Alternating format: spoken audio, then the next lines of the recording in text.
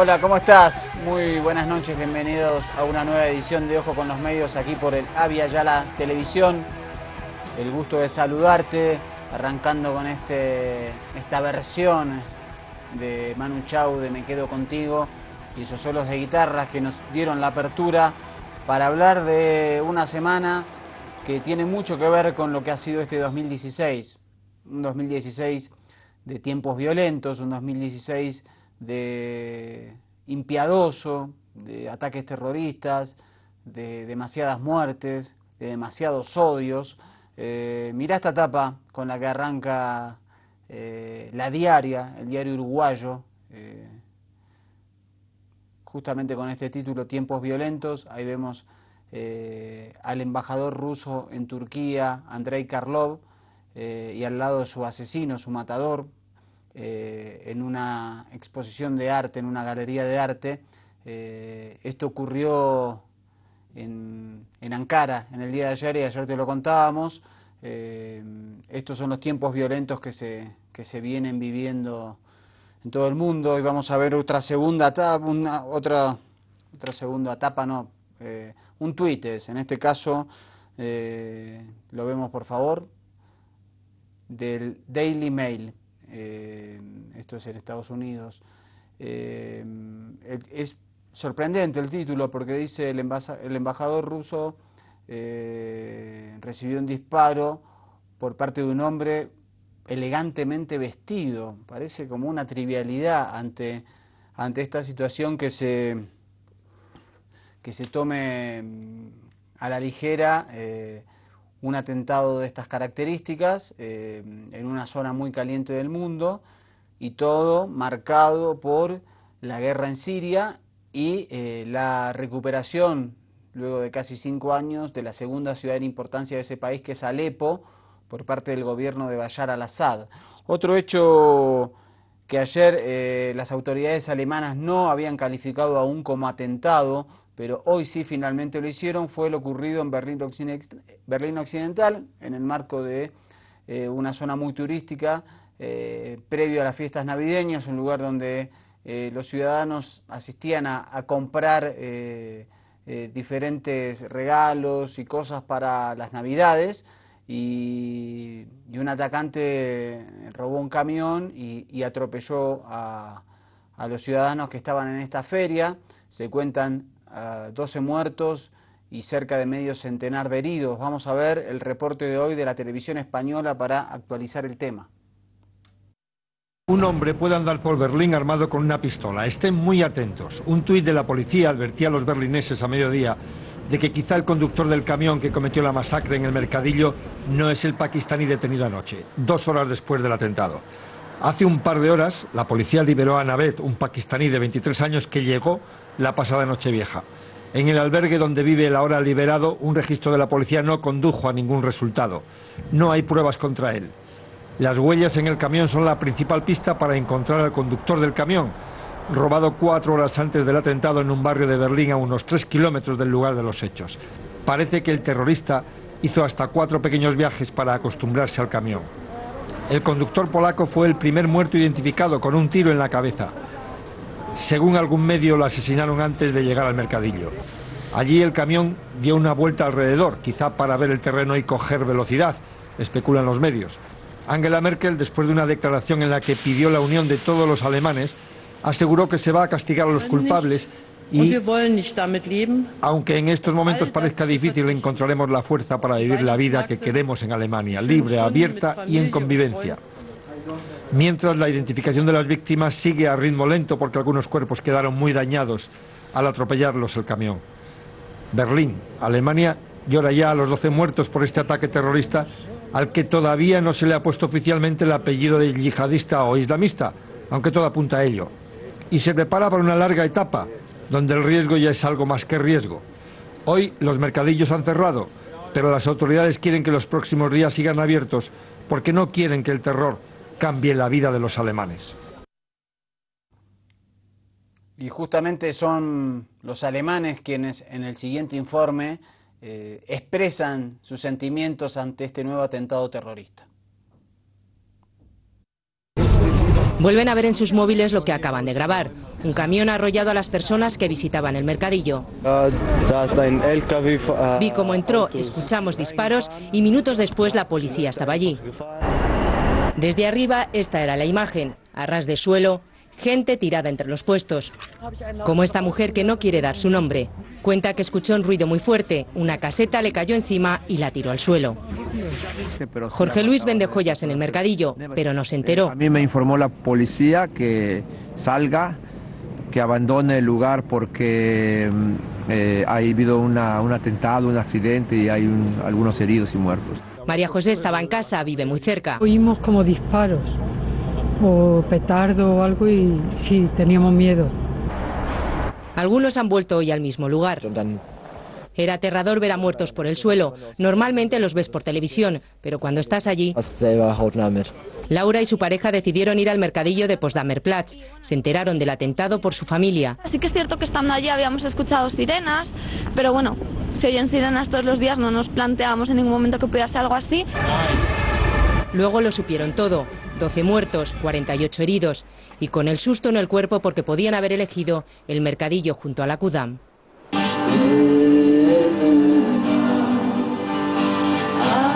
Berlín intenta soportar el dolor con vigilias, con música, con velas y flores. Son cientos los berlineses que recuerdan a las víctimas en los alrededores del mercadillo navideño. Ciudadanos como Carola, que dice que la capital alemana está en estado de shock, pero que lo superarán. Es tut mir leid für diese Menschen. Es ist Weihnachten.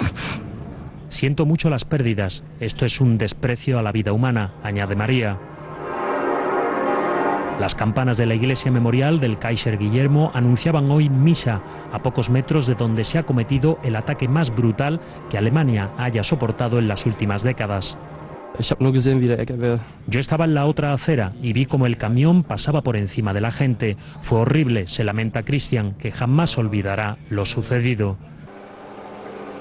El mercado navideño está tomado ahora por la policía, sus 170 puestos cerrados. Muy difícil imaginarse el horror que aquí se ha vivido hace tan solo unas horas. Y uno de los objetivos que tiene en general el terrorismo y en particular el autodenominado Estado Islámico es generar este odio, este choque de civilizaciones, es decir, que los ciudadanos, sobre todo europeos, que reciben migración de países de Medio Oriente, de Siria, sientan que esas personas no tienen que estar ahí, no deben estar ahí, y ese es el odio que intenta engendrar el Estado Islámico, es decir, generar una amalgama, generar racismo, generar xenofobia. Vamos a ver cuáles son las consecuencias de este nuevo atentado en Europa, en este caso en Berlín. Con el mensaje recurrente de que el suyo ya no es un país 100% seguro, la formación ultraderechista Alternativa para Alemania ha encontrado en el ataque de Berlín la excusa perfecta para seguir siendo el azote de la canciller. El eurodiputado Markus Pretzel ha llegado a afirmar que las víctimas son los muertos de Merkel. Sería muy duro saber que quien cometió ese crimen, ha dicho ella, antes había buscado protección y asilo en Alemania. Enfermizo, repugnante. No puede hacerse la idea de que alguien traicione un país que solo en 2015 abrió sus puertas a 1 millón de personas. Hace 3 meses, tras el revés de la CDU en las elecciones de Berlín, reconoció que había mucho que hacer por la integración. Al final, en vísperas del año en el que se juega la reelección, la canciller ha tenido que empezar a ceder a las presiones de sus socios del sur, de la CSU, introduciendo cambios en la política migratoria, acelerando las deportaciones. En julio, una cadena de ataques protagonizados por solicitantes de asilo había sacudido a Baviera. Siempre puede haber personas en una gran masa de gente que llega, personas que cometan delitos, pero eso no desacredita a toda la condición de refugiados. Los que viven, por ejemplo, en el centro de acogida del antiguo aeropuerto Tempelhof de Berlín están preocupados por lo que piensen los alemanes de ellos, confiesa Ibrahim, sirio. Sentimos lo ocurrido, añade Yasser, pero nos convertimos automáticamente en sospechosos. Y ese sentirse sospechoso tiene su asidero, porque justamente Alemania, que es el país que más refugiados ha recibido, que más personas reciben carácter de refugiados, de protegidos, lo viene haciendo, ha cambiado su política desde el genocidio de la Alemania nazi, aquel holocausto que se cobró la vida de 6 millones de personas, la mayoría judíos. Ha tenido una política de puertas abiertas. En los últimos 2 años, movimientos islamofóbicos como Pejida y partidos políticos han tenido un ascenso vertiginoso y cierta simpatía en algunos sectores de la sociedad, lo cual marca la peligrosidad de que Europa termine en manos de sectores de la extrema derecha, y estos partidos vienen creciendo muy fuertemente en todo ese continente. Nos trasladamos ahora a Ankara, capital de Turquía, a Moscú, capital de Rusia, para ver lo que sucedió luego del asesinato del embajador ruso en Turquía.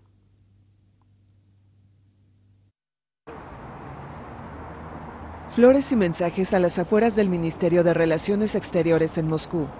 Ciudadanos y miembros del equipo diplomático ruso lamentaban el martes el asesinato del embajador Andrei Karlov, cometido el lunes por un policía turco en Ankara.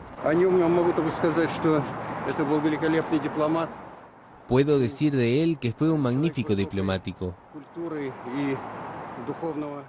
Un hombre culto que tenía un espíritu amable, un gran amigo y un hombre absolutamente honesto. El diplomático de 62 años fue enviado a Turquía en 2013 cuando ambos países intentaban reforzar sus relaciones comerciales pese a sus profundos desacuerdos sobre la guerra en Siria. Turquía y Rusia han acordado continuar su cooperación incluso sobre el conflicto armado sin permitir que el atentado entorpezca los avances logrados. Mi elección es primero apoyar al equipo del ministro de Exteriores, porque todos ellos necesitan apoyo y unidad alrededor de estos trágicos eventos. Debe ser muy duro para todos ellos. Un grupo de investigadores y diplomáticos rusos arribó el martes a Ankara para colaborar en la investigación. Y justamente Siria es el quid de la cuestión. Rusia y Turquía vienen tratando de reforzar deterioradas relaciones producto de su visión política de lo que está ocurriendo en Siria. Rusia apoya al gobierno de Bashar al-Assad, Turquía apoya a los rebeldes, ya sean moderados o sean extremistas, para tratar de derribar ese gobierno en ese país. Por eso se produjo este encuentro.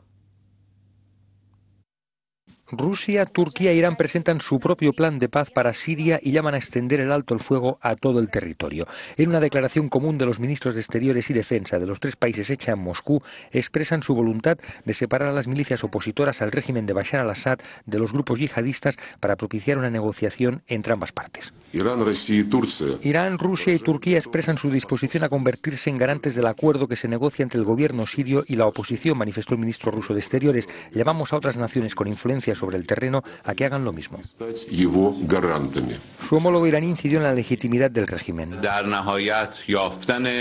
Hay que encontrar una solución política apoyándose en los principios ya mencionados, es decir, respeto a la soberanía del territorio y la unidad nacional de Siria. Y hay que aceptar una verdad: la única solución para poner fin a la guerra es una solución política. Por su parte, el titular turco recordó que hay facciones en ambas partes en una declaración donde por primera vez su gobierno admite luchar contra los suníes del Frente al-Nusra. No creemos que solo haya que luchar contra grupos terroristas como al-Nusra y el Daesh. Hay otros grupos afiliados al régimen sirio como Hezbollah. Y también hay que dejar de apoyarles para que el alto el fuego sea posible. No puede usarse solo la influencia sobre uno de los bandos, debe hacerse en ambos. El acuerdo en todo caso se hace sin la participación de las potencias occidentales. Para el ministro ruso, este formato trilateral es más eficaz que la tregua intentada hace unos meses con Estados Unidos y que solo duró una semana.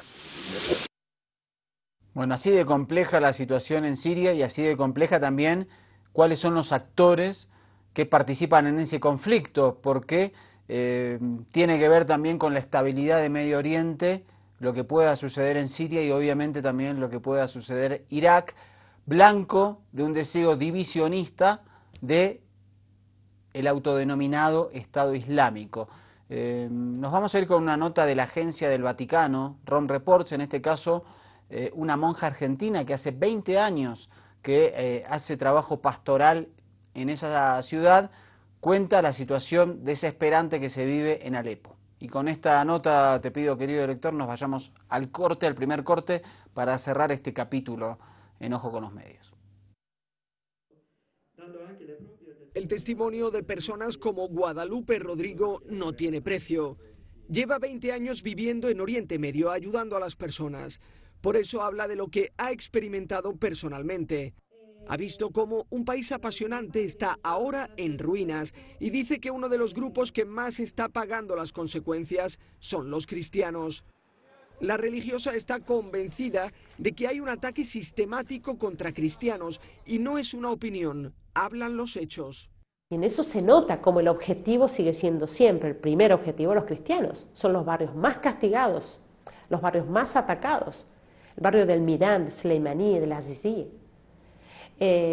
Barrios en los cuales además el ataque se intensifica de una manera impresionante para el tiempo de fiestas. Pascua, Navidad, donde se intensifican la caída, la lluvia, como dice la gente, la lluvia de proyectiles y de misiles. Eso es ataque directo contra los cristianos, ¿no? Provocando víctimas todos los días solamente por ser cristianos. Según la hermana Guadalupe, la masacre de cristianos no es solo una tragedia humanitaria, también están minando la diversidad social y la vida cultural del país. Lo dicen los mismos musulmanes, me lo han dicho a mí, musulmanes de Alepo, que te dicen, estamos preocupados porque disminuye la presencia de cristianos. ¿Qué vamos a hacer sin cristianos en Siria? En Alepo había 500.000 de cristianos. Y ahora quedan apenas 20.000, 25.000. Y los musulmanes de Alepo están preocupados porque los cristianos se van. Segundo bloque de Ojo con los Medios, aquí por el Avia Yala Televisión. Te mostrábamos en el primer capítulo, en el primer bloque de Ojo con los Medios, los tiempos violentos de Siria, de Europa, los atentados en Berlín, el asesinato del embajador ruso en Ankara, Turquía, la situación de los cristianos en Siria. Y ahora nos trasladamos a nuestro continente, en este caso a Colombia, para contarte de los avances del acuerdo de paz en ese país, quizás una de las noticias más importantes y de las pocas buenas noticias que ha tenido este 2016 en el globo terráqueo. Vamos a ver este primer informe de Telesur sobre cuál es el más reciente avance en el acuerdo de paz entre la FARC y el gobierno colombiano. A los 6 representantes de la agrupación política Voces de Paz, comenzó el debate en las comisiones primeras conjuntas de Cámara y Senado para aprobar la ley de amnistía e indulto, primer paso que se dará hacia la implementación de los acuerdos de paz.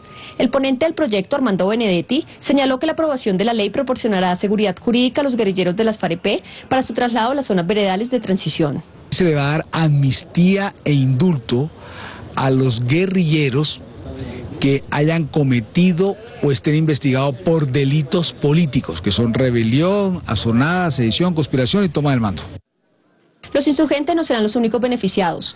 El proyecto de ley contempla que los líderes sociales que fueron acusados de guerrilleros y judicializados injustamente puedan acceder al mecanismo de amnistía y salir de las cárceles del país. De igual manera, cobija a los agentes del Estado que han cometido delitos en el marco del conflicto armado, siempre y cuando estos no sean delitos de lesa humanidad. No es solamente una ley para liberar insurgentes, es una ley que cubre a todos los que hemos sido acusados, procesados o condenados por delitos políticos y a los agentes del Estado que han incurrido en delitos en el marco del conflicto armado. Diversos sectores del país coinciden en que la ley de amnistía es un gran paso para el reconocimiento del carácter político del conflicto armado. Ciudadanos resaltan que esta ley tendrá efectos sobre la sociedad en pleno. Es un llamado, en buena medida también este paso de la ley de amnistía para que la gente comprenda que hay 2 caminos, el perdón o la venganza. El perdón nos lleva a la modernidad democrática en Colombia, la venganza nos lleva a la repetición de un círculo de violencia de 50 años en la premodernidad y en el atraso. Aunque el debate en el Congreso comenzó con optimismo, algunos sectores mostraron preocupaciones, particularmente por las modificaciones unilaterales que en último momento se le incluyeron al proyecto. Entre ellas, la posibilidad de que agentes del Estado que se beneficien con la ley de amnistía puedan reincorporarse después al servicio activo. Esta es la única ley del acuerdo que ha sido efectivamente acordada de manera integral y cualquier modificación en efecto sin atender a este criterio de bilateralidad pudiese, si se quiere, dañar el concepto de equilibrio que tiene la ley de amnistía. Al cierre de esta edición continuaba el debate entre los congresistas. En las últimas horas, el Consejo de Estado ordenó al Congreso y al presidente de la República avanzar en la implementación del acuerdo de paz, decisión que tomó tras establecer que hubo engaño generalizado y violencia contra el elector por parte de la campaña del no en el plebiscito por la paz. Lorena Hoyos, Telesur. Y justamente esta nota cerraba con una noticia quizás sorprendente. Justamente el Consejo de Estado manifestaba que hubo engaños en la campaña electoral por parte de los promotores del no, es decir, los que opositores al acuerdo de paz, entre los que se encontraba a su cabeza el expresidente Álvaro Uribe Vélez.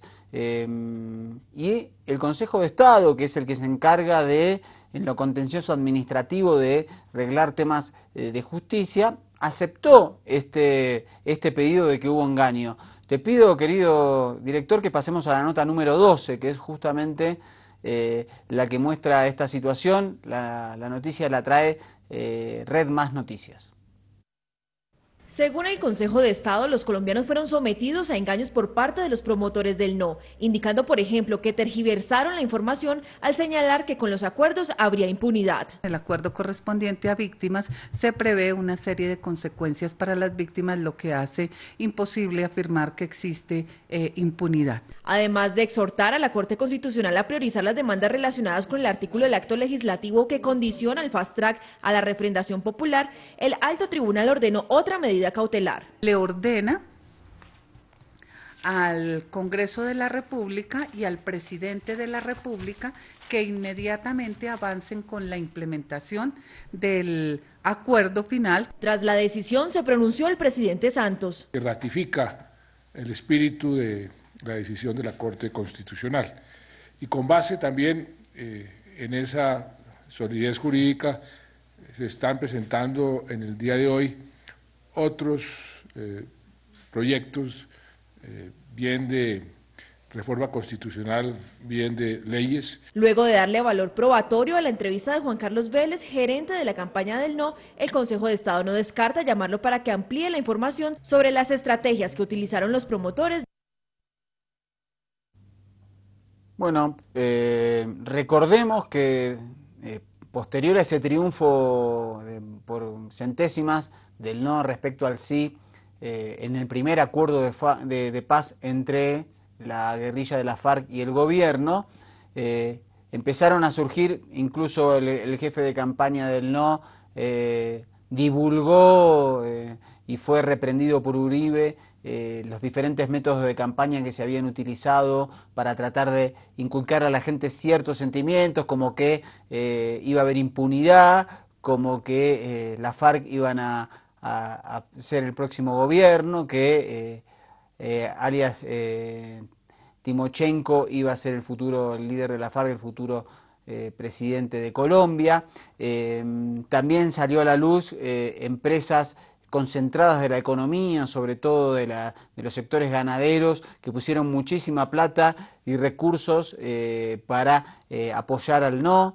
También algunos sectores de diferentes credos en Colombia también habían apostado al no por lo que se conoció como las leyes de género dentro del acuerdo de paz. Es decir, hubo una campaña muy fuerte y aquí el Consejo de Estado aceptó esta presentación. Lo que hay que determinar es después hacia dónde dictaminará este estamento judicial del Estado colombiano.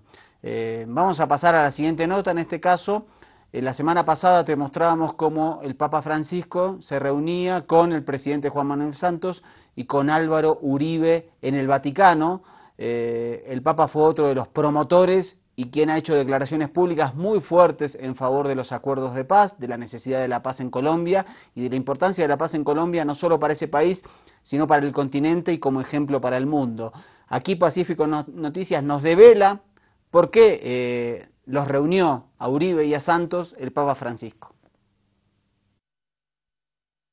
Una reunión inesperada se cumplió entre el Papa Francisco, el presidente Juan Manuel Santos y el senador Álvaro Uribe en el Vaticano, convocada por el Sumo Pontífice. El primer mandatario ofreció una rueda de prensa en la que agradeció el apoyo del Papa al proceso de paz en Colombia y a la implementación de los acuerdos. Además, anotó que es hora de dejar la división en el país. La división a nadie le conviene, la polarización a nadie le conviene, y qué mejor que poder encontrar un tema, en este caso el más importante de todos, que es el tema de la paz, para poder hacer coincidir nuestras opiniones y nuestros puntos de vista. El analista político Libardo Orejuela aseguró que el respaldo del Papa Francisco es de suma importancia porque el mundo entero tiene sus ojos puestos en Colombia. Y aquí creo que el Papa, que ha vivido esa experiencia, puede jugar un importantísimo papel en el caso de Colombia, que no es un caso único. Es que aclimatar el caso colombiano significa poder resolver casos en otros lugares del mundo, que están muy pendientes de la manera como se formateó el modelo de negociación y acuerdo entre nosotros. Orejuela criticó la postura del expresidente Álvaro Uribe, aseguró que la posición del senador se debe a intereses electorales para el 2018 por encima del anhelo de paz de millones de colombianos. Del cálculo de que es bueno llegar con esto cautizado hasta el año 2018.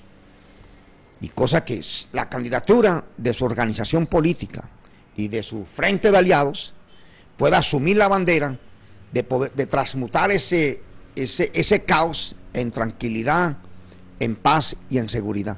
Creo que es ese cálculo electoral que me parece ignominioso, con falta de grandeza. Libardo Orejuela afirmó que, como lo expuso el presidente Santos en el Vaticano, acortar los tiempos entre la firma del acuerdo y la implementación es vital para avanzar a la consolidación de la paz. Y uno de los aspectos más importantes del acuerdo de paz es la dejación de armas, que tendrá un plazo aproximado de 6 meses y en la cual la guerrilla de la FARC deberá quitar de su posesión todas las armas y el arsenal que posee. Esto será supervisado por Naciones Unidas. Vamos a ir ahora a una nota de la BBC de Londres para conocer cómo están en un campamento de la FARC, cómo esperan estos acuerdos de paz, el abandono de la vida en la selva, en la guerrilla, y el comienzo y el traspaso, ese paso, ese puente para convertir a la FARC en un partido político. Uno de los campamentos de la FARC, el agua es el principal factor para uno hacer un campamento, es el agua. Y después del agua, pues ya mira, es la vegetación, un lugar donde no sea transitado por civiles.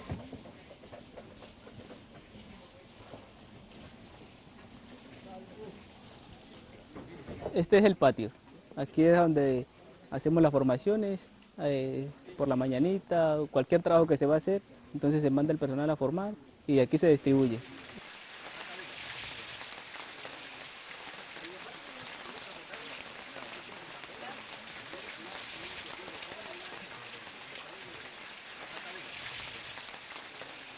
Pues expectativa es la que tenemos, se tiene es que el proceso de paz se dé, ¿sí? Porque ninguno queremos seguir en lo que ha venido pasando, la confrontación armada, porque ha habido mucho derramamiento de sangre, mucha muerte de gente, tanto como que tienen que ver con el conflicto como inocentes. Entonces la expectativa de nosotros es que el proceso de paz se dé. Aquí tenemos el economato.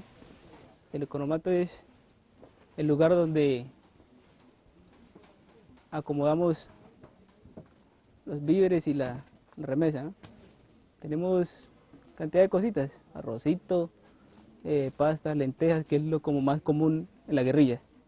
La verdura pues la compramos cada 8 días y mantenemos lo que es la gaseosa cuando los camaradas salen a remolcar, entonces entran acalorados y se les da gaseosita. Aquí mantenemos lo que es el chorizo y la ranchera, que es algo como costoso, ¿no? Pero sí se consigue, esto es lo como más, y se consigue poquito porque son como para ocasiones especiales, o sea no se come a cada ratico. Estos son las caletas. En este momento con la vaina del proceso pues tenemos un poquito de comodidad, manejamos lo que es la colchonetica y las ranchitos, porque anteriormente se hacían lo que eran las caletas móviles, ¿sí? Las tablitas con 4 palitos, pero ahorita se mira la serie de comodidades. El arma se penetra en uno como una forma de vida. Ya usted sabe que usted sin el arma se siente como muy vacío, como sin nada, porque para la guardia, para cualquier cosa uno va a salir, entonces de una vez le echa mano al arma, ¿sí? Cualquier cosa que uno va a hacer tiene que llevarla. El fusil o sea, no se puede dejar en la caleta. Nosotros, yo puedo decir a nivel de aquí de áreas, nosotros los años más difíciles del 2007 hasta 2010 más o menos. En ese tiempo los operativos fueron muy berracos, aquí a nosotros nos tocó recorrernos esta selva y aguantando frío, hambre y todo eso nos tocó difícil. Este es el aula. El aula es el lugar donde estudiamos, miramos televisión, pues uno conversa con los camaradas. Por ejemplo, ahorita los camaradas están mirando la televisión. Como no estamos estudiando, pues entonces miramos televisión. Y además hoy es un día de televisión, de descanso, mejor dicho. Aquí en esta parte tenemos el televisor, aquí está el régimen. El régimen interno es a donde está basado todo lo que tiene que ver con el orden del día. Este es el lavadero y bañadero, y donde uno coge el agua para la cocina. Este aquí es el lavadero. Aquí es donde uno lava la ropa, los días miércoles y sábados. Son los días de lavado, a excepciones pues que uno trabaje un día como un domingo, un lunes, un martes y se moje y entonces le toque lavar. De resto no se puede lavar. De aquí sacamos con la coca y nos bañamos y lavamos. O sea, aquí no entra nadie, uno saca de aquí. Y todas las mañanitas, entonces nosotros lo lavamos. Como acá lavamos la ropa, entonces para no mezclar lo que es grasa con la ropa. Entonces aquí se lava todo lo que tiene que ver con la cocina o con lo de cocina, mejor dicho. Se lava aquí. Acá el almuerzo favorito es, digamos, el sancochito. Un sancochito con arrocito, pero el tradicional es el arrocito con frijol. Es la comida tradicional. Aquí aquí mantenemos un termito con tintico caliente para la vez que se le provoca a alguien tomar un tinto, entonces viene de aquí, lo saca y se lo toma. En el sentido del porte del arma, estamos como listos para la guerra, pero psicológicamente o políticamente estamos preparados para la paz y la política. Preparados para la paz y para la política. Ojalá, deseamos realmente que ese sea el destino de Colombia, porque el destino de paz en Colombia será el destino de paz en la región, y esperemos que eso también contagie al resto del mundo, sobre todo en sectores donde la intolerancia y la violencia es lo que está primando. Último bloque de Ojo con los Medios y nos trasladamos a la República Argentina. Durante este año de gobierno de Mauricio Macri, uno de los aspectos más controvertidos fue la quita de impuestos a las mineras. En la Argentina, sobre todo en la zona de la cordillera, se encuentran muchas minas con capitales transnacionales que hacen explotación, afectando al medio ambiente en el estilo de minería a cielo abierto. Vamos a un reporte de Hispan TV justamente de una situación que se ha dado en estos días en la Argentina y la detención de ambientalistas ante la protesta con la minera Barrick Gold. El río Hachal, meses antes del primer gran derrame de cianuro, en septiembre del 2015, la Barrick Gold reconoció, a partir de información dada por empleados que registraron el hecho de manera anónima, el vertido de más de 1 millón de litros que contaminó los cursos de agua en gran parte del noreste de la provincia de San Juan. El viernes trataron de entrar a donde está la minera con un grupo de jóvenes que se llaman Jóvenes en Lucha, y bueno, tuvieron una bárbara represión. A 36 de ellos los llevaron presos, entre ellos 2 madres con sus niños, con bebés, con chicos pequeños, y bueno, acá estamos tratando de solidarizarnos, porque nosotros pensamos que hoy pasó en San Juan, pero puede pasar en cualquier lado. La solidaridad se manifestó a través de un puñado de manifestantes que llegaron hasta las afueras de la ciudad de Buenos Aires, en un día donde hubo paro de transporte público. El lugar fue la Quinta Presidencial de Olivos, que funciona como la residencia oficial de Macri. Durante el año que cumplió de su presidencia, los derrames continuaron, pero la Barrick y otras mineras fueron premiadas con la quita de retenciones a las exportaciones. Viene allá a sacar oro, pero para eso dinamita las montañas, las destruye y saca el oro a través, usando cianuro, que es terrible eso. Contamina los ríos, ya hubo grandes derrames de miles de litros de cianuro en los ríos, en San Juan, y todo eso drena a través del territorio argentino, va drenando. Una explotación que atenta contra la vida humana, pero también contra cualquier otra actividad económica en la región, donde, sin embargo, detienen a quienes pretenden demostrarlo. ¿Queremos la megaminera Barricol en la Argentina? ¡No! Sebastián Salgado, Hispan TV, Buenos Aires. En este caso, esta minera Barricol opera en el departamento de San Juan, esto es en el centro de la República Argentina, pegado a la cordillera limitante con Chile, y ya se han denunciado muchísimos casos que han afectado a seres humanos, su salud, muchos casos también, al igual que los agrotóxicos, han provocado casos de cáncer y por eso esta protesta tan fuerte. Hace 15 años la Argentina entraba en uno de los procesos más complicados de su vida política, luego de la gestión neoliberal de Carlos Menem entre el 89 y el 99, vino un gobierno de alianza entre la Unión Cívica Radical y el Frente Grande. Este gobierno no le fue nada bien, ahondó los conceptos neoliberales, no pudo resolver el tema del desempleo, no pudo resolver el tema de la inflación, no pudo resolver el tema de la caída económica y hubo el 19 y 20 una rebelión popular que dejó 38 muertos y hoy 20 de diciembre el entonces presidente Fernando de la Rúa se escapaba en un helicóptero de los techos de la Casa Rosada, es decir, la Casa de Gobierno, y la Argentina entraba en un proceso de implosión en el cual tuvo 5 presidentes en una semana, 2 años de una transición política con Eduardo Duhalde, que en ese momento era senador porque nadie quería tomar la presidencia, y que se normalizó en 2003 con el llamado a elecciones, y la elección en ese entonces de Néstor Kirchner como presidente de la Argentina. Vamos a ver un reporte de Russia Today sobre lo que se conoció en Argentina, el argentinazo, como el argentinazo, a 15 años de aquellos días asiagos. De un lado, los manifestantes con las cacerolas en sus manos. Del otro, los policías disparaban sus escopetas, alejando la protesta de la Casa de Gobierno. Esta es tan solo una de las difíciles postales que se vivieron hace 15 años en Buenos Aires y otras ciudades de este país sudamericano.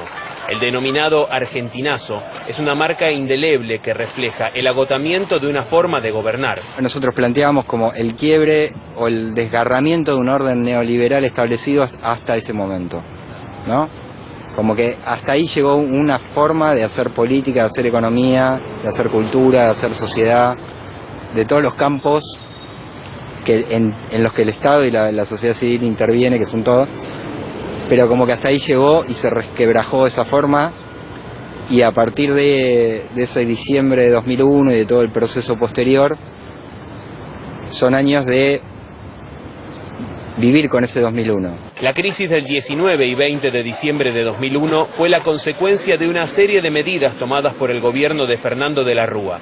Su ministro de Economía, Domingo Cavallo, dispuso la confiscación de los depósitos bancarios y límites a las extracciones en las terminales automáticas. Esto precipitó el fracaso de un modelo de economía dolarizada que había comenzado a principios de la década del 90. Este proceso, que se prolongó durante toda una década, hizo que Argentina se descolocara absolutamente, que perdiera producción interna, que hubiera mayor desempleo, que hubiera un endeudamiento explosivo, pero sin inflación. Digamos, ese era el mecanismo, no tener inflación. Ahora todo esto obviamente estalló en el sistema financiero y en toda la economía. En los días previos al estallido social, los saqueos a supermercados eran moneda corriente en todo el país. Todas las clases sociales de Argentina sufrieron en mayor o menor medida una pérdida del poder adquisitivo. Esto provocó que las protestas de aquellas jornadas tuvieran un nivel de masividad y heterogeneidad pocas veces vista. A pesar del paso del tiempo, los ciudadanos recuerdan a la perfección lo sucedido. Fue un momento muy malo, que fue el final de un periodo muy extenso con una política neoliberal, donde la mayoría del pueblo se vio afectado en sus ingresos y en su trabajo y en su calidad de vida en general. Y no había cómo manejarse todos los días, y cuando la gente empezó a protestar se le ocurrió, no tuvo mejor idea que decretar un estado de sitio, y la gente respondió al estado de sitio saliendo a la calle, con un desafío claro a la autoridad del gobierno. La respuesta de la Policía Federal a las concentraciones en las calles fue feroz. Ni siquiera las madres de Plaza de Mayo y su lucha por los derechos humanos pudieron evitar el accionar de las fuerzas de seguridad. De acuerdo a la Asociación Civil Correpi, 38 personas murieron y 9 de ellos fueron menores de edad, quizás la consecuencia más dolorosa del final de 2001. María es la esposa de Gastón Riva, uno de los fallecidos en Buenos Aires. Su marido repartía correspondencia cuando, por expresar su malestar, recibió un disparo que lo dejó tendido en el suelo. Al lado de la placa que le rinde homenaje, su mujer recuerda con orgullo las convicciones del padre de sus 3 hijos. Una persona que ante la injusticia no le importó si era dar la vida, ¿no? Pero ante la injusticia se plantó, dijo basta, salió, se quejó y se manifestó. Y bueno, le tocó a él, como le podría haber tocado a otra persona, pero yo creo que esa es la imagen que ellos tienen del papá, ¿no? Es un valiente. La consecuencia política fue la renuncia del presidente de la Rúa, quien huyó de la Casa de Gobierno en helicóptero, y la sucesión de 4 jefes de Estado. La consecuencia judicial encontró a 8 policías y un exsecretario condenados por los homicidios, aunque por ahora ninguno se encuentra en la cárcel. La consecuencia social es el recuerdo vivo en todos los rincones del país. Este mural es una muestra más de respeto a quienes murieron en las trágicas jornadas del 19 y 20 de diciembre de 2001. 48 horas que terminaron con una gestión de gobierno, pero principalmente significó para el país el final de un modelo liberal y el inicio de una nueva forma de manifestación popular. Ricardo Romero, RT Buenos Aires.